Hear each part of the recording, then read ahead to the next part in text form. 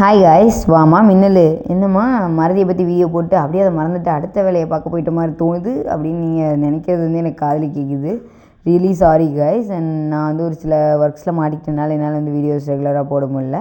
And நான் வந்து இனிமேல் கரெக்டாக போகிறேன். அண்ட் ஆல்சோ நம்ம வந்து மறதியை பற்றி பேசிகிட்டு இருக்கனால நான் வந்து ஒரு விஷயம் எனக்கு டக்குன்னு ஞாபகம் வந்துச்சு. என்னென்னா வந்து மசில் மெமரி.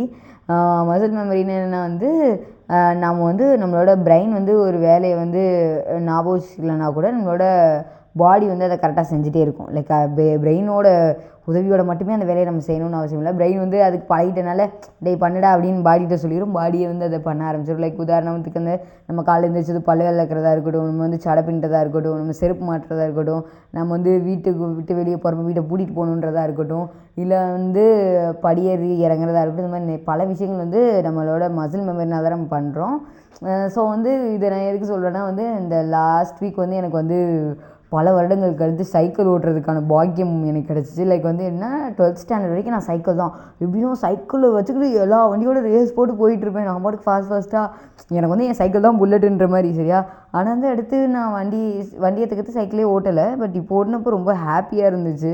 அண்ட் உங்களுக்கும் சைக்கிள் ஓட்ட பிடிக்குமான்ற கமெண்ட் சொல்லுங்கள். பை.